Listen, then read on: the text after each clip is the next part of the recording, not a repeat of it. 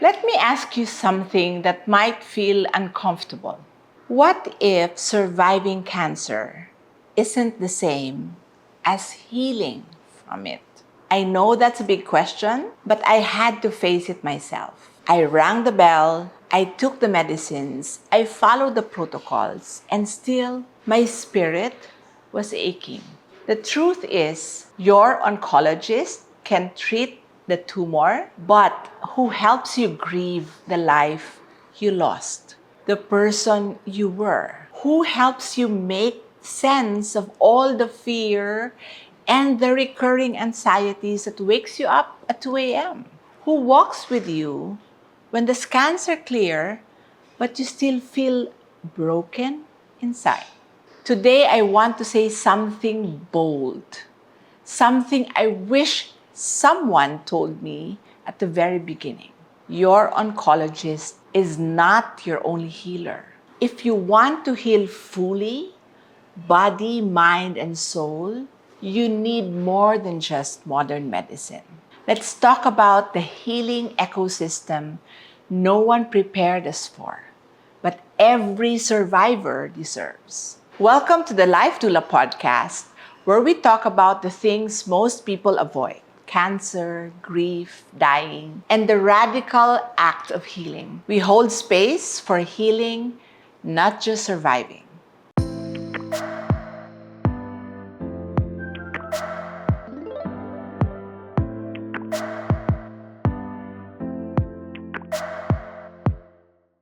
Let's talk about the myth of the one hero healer. You know, there's this unspoken belief that once you find the right doctor, everything will fall into place.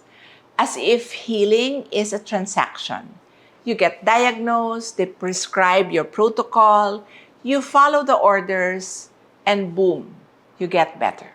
Don't get me wrong, your oncologist is essential. My oncologist played a vital role in my cancer journey. They're trained to fight cancer, to track the tumor, adjust chemo protocols, read scans, think about possible scenarios that can happen to your body. But somewhere along the way, we started believing they're not just the expert on your disease, they're the expert on your whole life. And that's where the myth begins. And if I may say, we are also putting unnecessary pressure to our doctors. I have seen so many patients that wait for their doctors to give them more than just a diagnosis. They want peace, they want reassurance, they even want guarantees. Some even wait for their doctor to say, "You're going to be okay." Not just physically, but they expect their doctor to guarantee to them and even tell them that you'll be okay emotionally, spiritually, existentially. That's a lot to ask of someone trained to heal cells, not your whole being, not your soul. The truth is, our healthcare system, here and abroad, wasn't built to hold all the emotional and spiritual weight that cancer brings. And so it doesn't. Not because your doctor doesn't care, because the system wasn't designed to care for all of you, the whole person behind the diagnosis. You know, I remember a client I worked with. Let's call her May. She was doing well on paper. Her labs were improving, scans were stable, but she was falling apart inside. Grieving for her old self, grieving for her old body, questioning her faith, and feeling invisible in the hospital gown. She told me, "Everyone keeps saying I'm lucky, but I feel lost." And that's when it hit me again. Medical success doesn't always equal to emotional and mental healing. When we give all our power to one person, to one specialist, we miss the fullness of what healing can be. We forget that the heart, the spirit, the relationships, these parts needs to heal too. These parts need care too.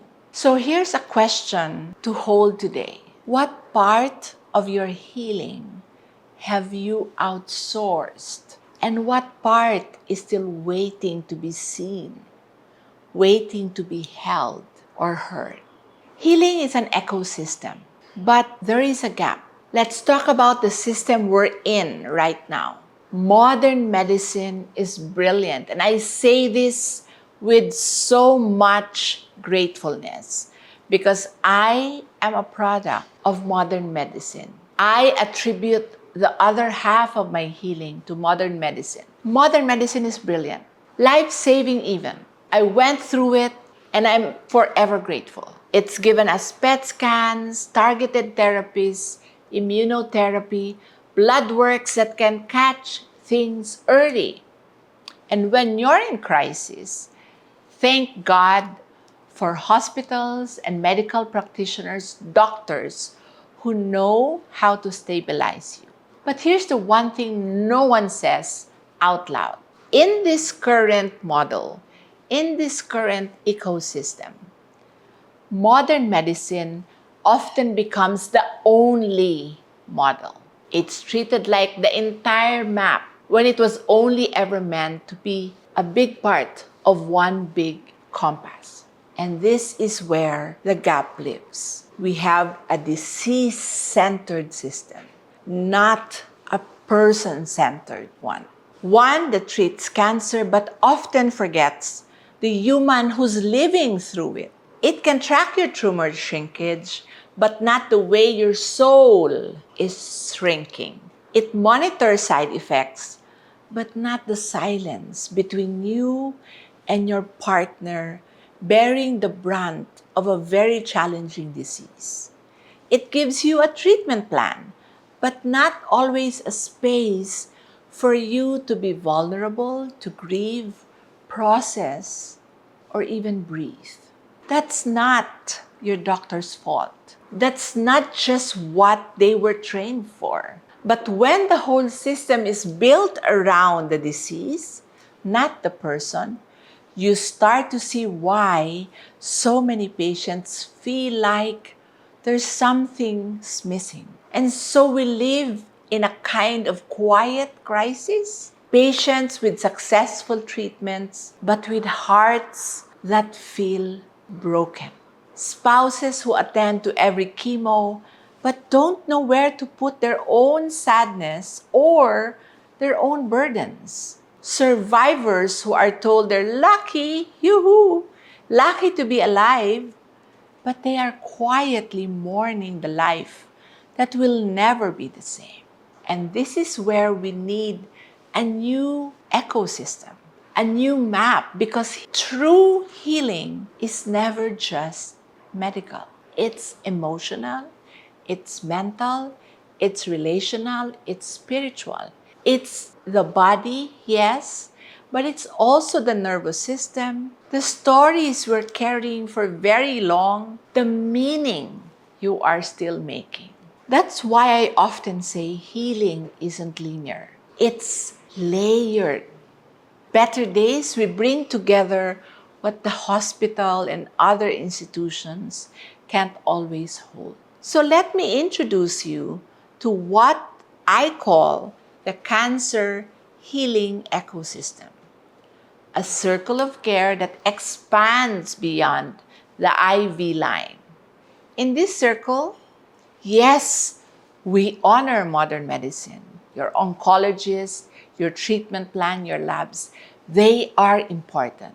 But we also nourish the body with nutrition, we detoxify and rest, we tend to the mind, we support our patients emotionally through counseling and coaching, therapy, community. We soothe the nervous system with energy healing like Reiki, sound bath.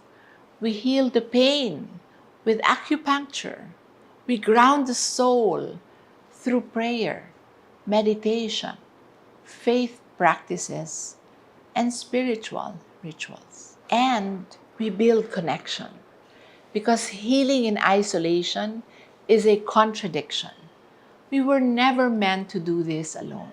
We tend to the body by nourishing it with healthy food and by engaging in physical activities that supports our body, lowers inflammation, and strengthens the immune system. And we put a lot of emphasis on good quality sleep. Each part brings something the other cannot. Our medical doctors bring science. The therapists and counselors or coaches bring safety. The coach brings clarity. The energy healer brings calmness and grounding. The community brings comfort. And your soul brings the wisdom to decide what feels right for you. So here's a question to sit with. Have you been living in a one-lane version of healing? When your spirit has been asking for a circle all along. Now let's talk about your role as the CEO of your healing. Here's something many patients don't hear enough. You don't need permission to heal in the way your soul is asking for. You don't need your doctor's approval to work with a nutritionist. However, you need to inform your doctor so your nutritionist and your oncologist can talk. You don't need to ask for validation before signing up for a sound therapy or breath work or working with a cancer coach. You're not being non-compliant. You're being fully involved. Because the truth is, you are not just the recipient of care. You are the CEO of your healing. And just like any wise CEO, your job is to build the right team. Your oncologist is your chief medical strategist. I will repeat, your medical oncologist is your chief medical strategist. But you also need your mind-body coach, the functional nutritionist, the energy healer, the cancer exercise specialist who knows how to move a body that's healing from trauma, surgery, or fatigue. This doesn't mean you reject modern medicine. We advocate for integrative approach. So modern medicine will always be in the picture. It only means you expand your ecosystem. You bring together a circle of care, and then you invite your medical team to meet it with openness. When I work with clients, I always tell them, don't hide your healing practices from your doctor. Inform them, invite them, let them know who's in your corner so they can align, not control. This shift matters. Because when you start thinking like the CEO of your own healing, something changes. You stop waiting for one person to save you. And instead, you become the one steering your ship with intention, curiosity, and clarity. I want to share with you, when I was going through my own cancer treatment, I disclosed to my oncologist everything that I am doing that is not within the modern medicine realm. Acupuncture, aromatherapy, she knows it. She has to know so she can balance when and how these things will come into play. I've had clients say things like, I finally told my oncologist I was working with a cancer coach, a spiritual director, and doing acupuncture. I thought she'd be skeptical, but she actually said, that's wonderful. I'm glad you're being supported in every way. That's the ideal. Not opposition, but integration. Not permission, but partnership. So here's what I want you to live with today. You get to build a team that reflects your needs, your values, and your vision of healing. And yes, you get to walk into your doctor's office not just as a patient, but as an empowered, informed, whole human being. So here's a reflection I want you to think about. Have you been waiting for someone else to green light your healing? Or are you ready to step into the role of being the CEO of your own healing and build your own circle of care? Who is missing in your cancer care team? Now, let's have a real moment because this always comes up. Isn't building a healing team expensive? I'm already paying for my oncologist. I will be paying for my surgeon. Look at it this way. If you ask the question, won't this make my treatment more costly? I get that. Cancer already places a heavy financial burden. The labs, the scan, the medication, the follow-ups, it all adds up. So the idea of adding a coach, a nutritionist, a cancer movement specialist, even a massage therapist can feel overwhelming. But here's what I lovingly invite you to consider. This isn't just about cancer. This is about building the foundation of a lifetime of well-being. This is about making choices now during your defining season that will shape your quality of life for years to come.